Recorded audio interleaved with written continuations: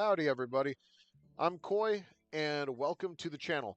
I will be showing you guys pretty much how to be playing Dead Rails, a brand new player guide for you guys, starting off with a lot of the main and very important things that you guys need to know if you guys want to win every single time in Dead Rails. Now, let me go over what we're going to be going over today. We're going to be going over starter items, classes, bail bonds, normal landmarks, rare landmarks, spawn NPCs, rare spawns, items, rare items, and the end game kit you're going to need in order to actually beat the game. Now, let's go ahead and get started here.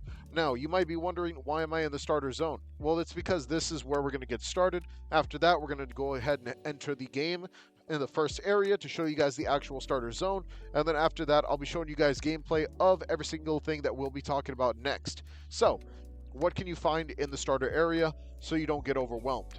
Now, there are some game passes here. I just want to go over these real quick. You get the more storage here, the sawed-off shotgun, and the Mauser. These things, I will show you guys an example of what they will look like once you actually enter the game. I do have the Doctor class. We'll talk about that in just a second. First, let's talk about the items that you can obtain with bail bonds. Bail bonds items can only be used once per life. So, as you can see, there's a gun store here where you can buy some guns for bail bonds. You can also buy general store items such as coal, armor, and Molotov cocktails. You can also buy bail bonds here for, honestly, a very cheap price. For some games that will charge you $20, this one only charges you about half of $2.50 for 50 bail bonds. That's pretty good. Where you have the doctor's office over here, you have the 1 bail bond and you have the 2 bail bond healing items. Now, these items are very important if you are someone who likes to play with friends. Now, with the first item here, the bandage, this is the only way you can actually, free to play, revive a teammate. Very, very important, very, very broken. Next, we also have the snake oil. Snake oil is very good if you want to make sure that you actually heal no matter what 24/7. There is lore in the game in the recently added classes. As you can see, I am the Doctor class. Now, with the Doctor class, I will show you the rest of the classes real quick. So, as you can see, with the Doctor class, you do spawn in with healing items, and you could also, it has a special passive where you can revive teammates, sacrificing half of your HP with no bandages required to bring them back to life. Very awesome broken class.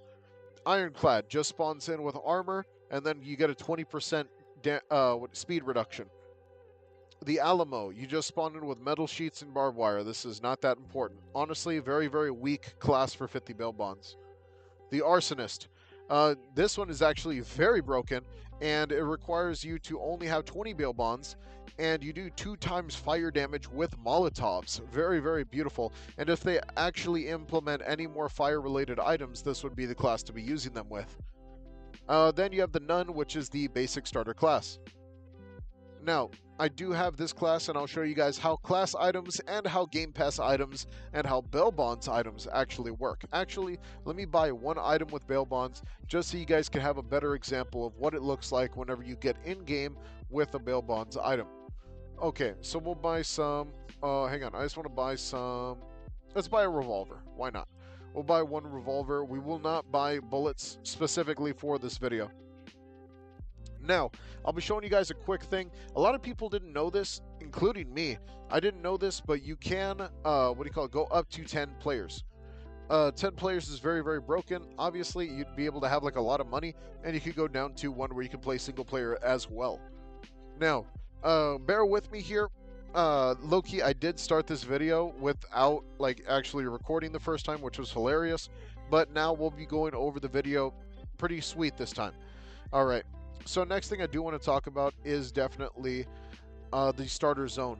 Once you actually get into the game, you'll always spawn in the starter zone, and everything will remain the same no matter what, unless they end up updating the starter zone in future updates, where of course I'll fill you guys in that. So, as you can see, in this game, the objective is to take a train all the way to Mexico and survive.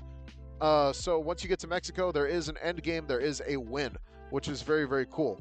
Now, as you can see, I have 2 crates here, one being a starting gear item and one being my Game Pass item.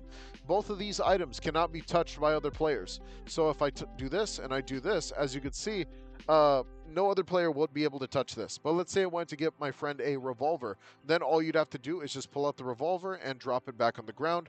The other player will be able to pick it up. Now, I will be showing you guys a trick.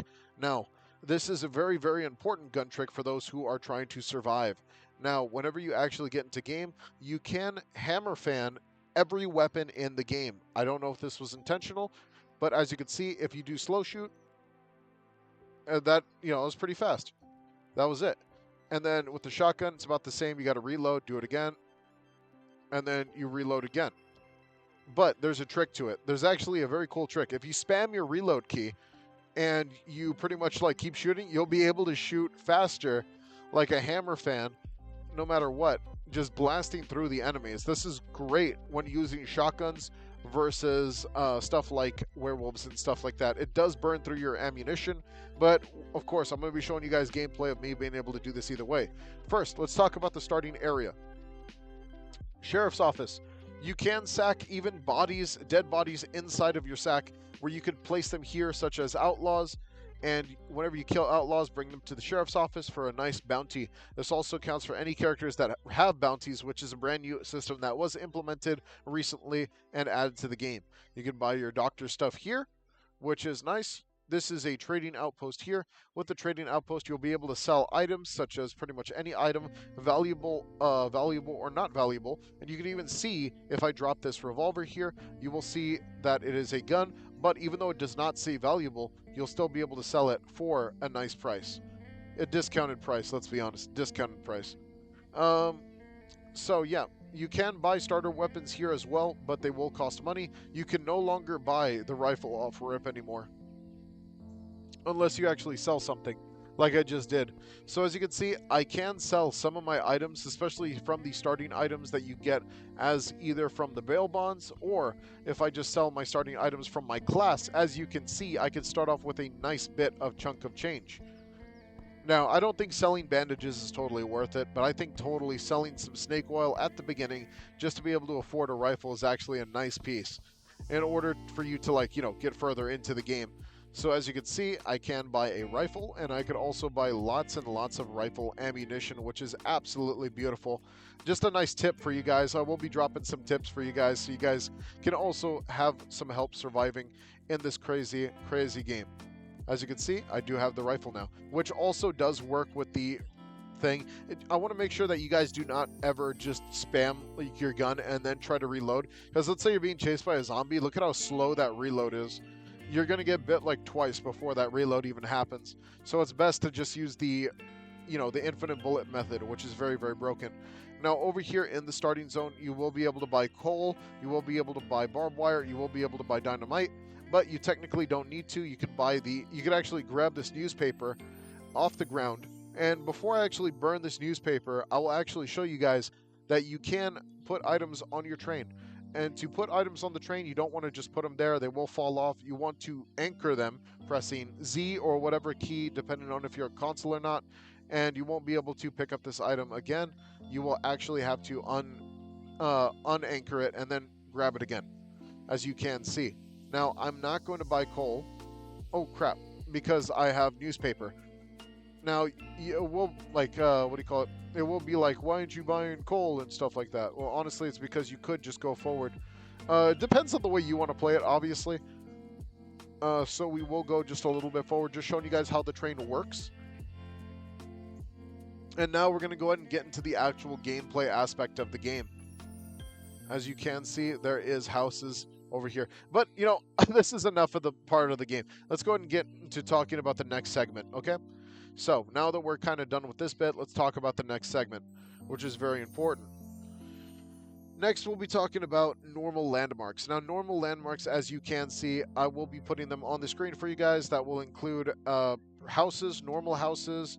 That will include towns. Towns are considered a normal landmark. Forts are considered a normal landmark. And just a quick tidbit for you guys, forts will actually kill everything in the game, including pretty much any type of creature, such as werewolf, zombies, and such, vampires. But there's one more thing. As you kind of get through it, let's talk about the day and night cycle real quick. So, yes, I will continue talking about normal landmarks, but there's also the day and night cycle that is also included in that segment. So, with the normal landmarks, you will get most places like the sheriff's office randomly out in the open, the open areas. You'll find mining land like I didn't get a screenshot of mining areas like what do you call it? Well, they're more like mines, but they don't really have mines. They're kind of like just a playful kind of take on mine shafts. They don't really have anything cool like that yet, but I'm guessing they will add it in the future content of the game. But with that coming, we're going to talk about the day and night cycle as well. Day and night cycle including 3 different moons. These moons are very important in your survival aspect. So, one moon being the blood moons will summon vampires. Second moon is the big moon, big full moon, which will summon werewolves. And the third one, which is the green full moon, is a very specifically scary one where it will summon nothing but a random abundance of fast zombies that will hit you no matter what. It's probably the worst moon to deal with because, as you know, if you do not know, fast zombies can go through buildings. If you're not on top of a building, moving the train, or on a horse, they will catch you no matter what. And they're much more scarier than werewolves and vampires.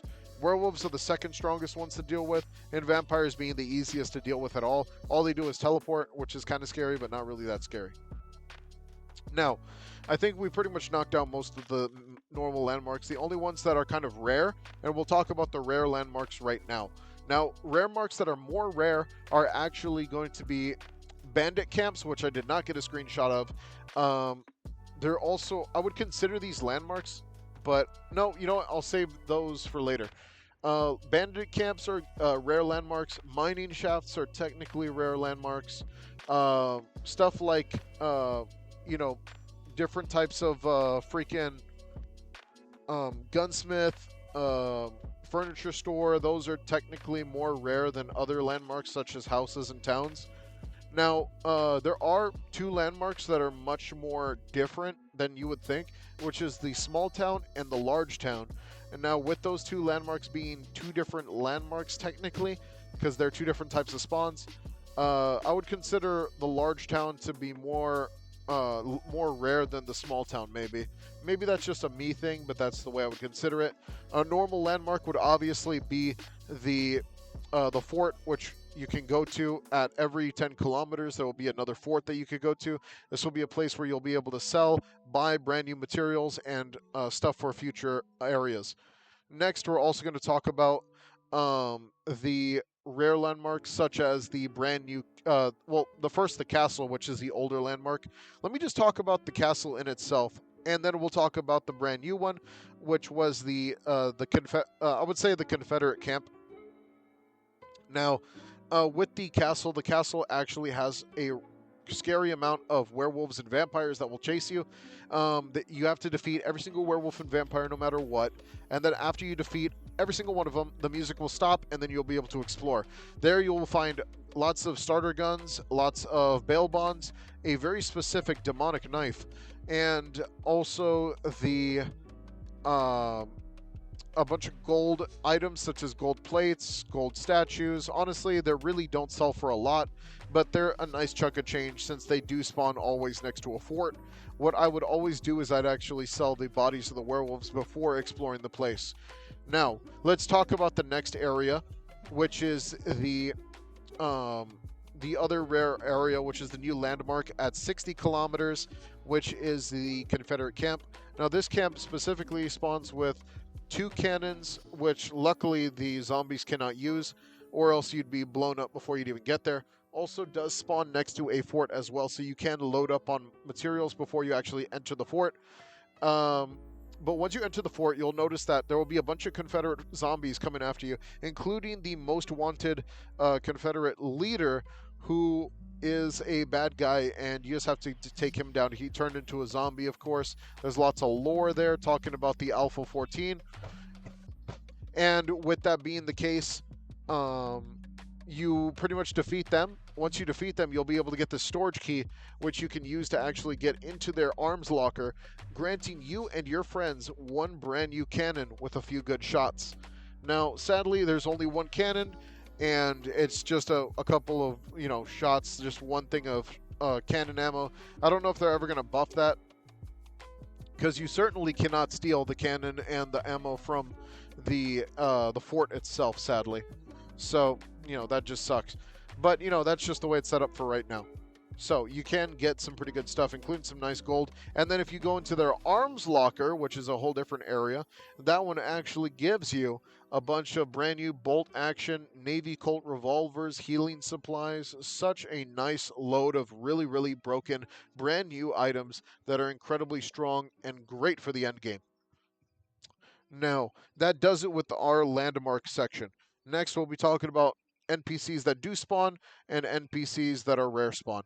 Now, some NPCs that do spawn, pretty much you'll see wolves, you'll see outlaws, you'll see specifically zombies only in towns.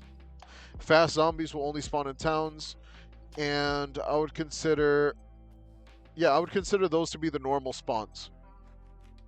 Now, some rare spawns would be random werewolves out in the open, unicorns, which could spawn on top of bandits. Also, by the way, unicorns can only be bought and sold. Unicorns can only be sold, and selling them dead 150, alive 250 money, which is very, very broken. And you can find them twice. Like, we found 2 unicorns in one pack of bandits, which was very, very cool. So do pay attention if you are in a lack of money. Don't forget to get bandits and try to see if they have a unicorn, and then kill the bandits off the horse. Try not to shoot the horse, of course. And then another rare one is going to be Banker, the Banker zombie. Now, the Banker zombie will allow you to open up the bank if you kill the zombie and take the bank code. The difference is that the bank code, you make sure you do not kill the Banker zombie inside of a house or next to a house. It will spawn, the code will spawn on the roof.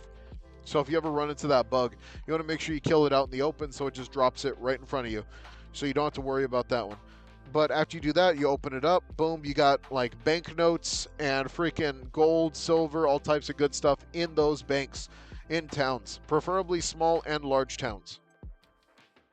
Next, we'll be talking about some items that are useful, rare items that are useful, and let's go ahead and finish that up.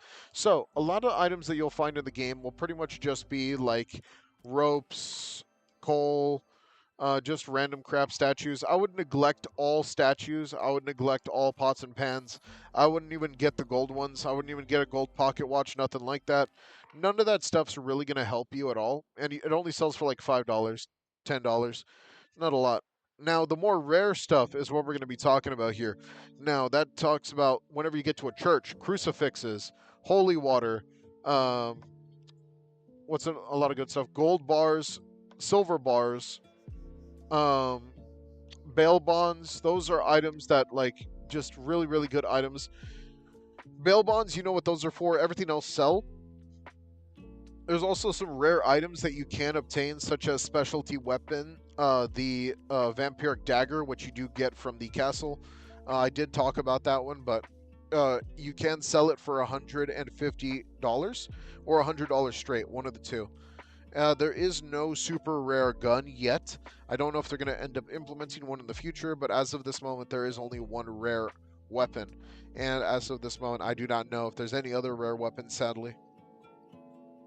I mean, you would say some uncommon items would definitely be like Mausers, sawed-off shotguns, bolt actions, Navy Colt Navies, and of course, like armor pieces are very important. But that brings us to our final subject, which is going to be end game kits.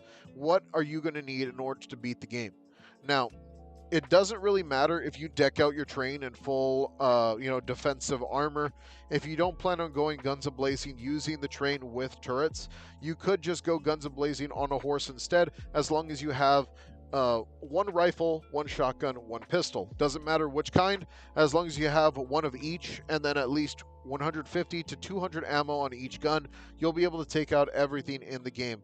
Shotguns are for werewolves and vampires, and then rifles are for humanoids, even zombies, stuff like that. And then your Colt Navy, pistol, Mauser, for whatever you have left to deal with. That is where we're going to stop this video. I hope you guys enjoyed. Don't forget to like and subscribe if this helped you guys out. Take it easy. Peace out. Much love. Bye-bye.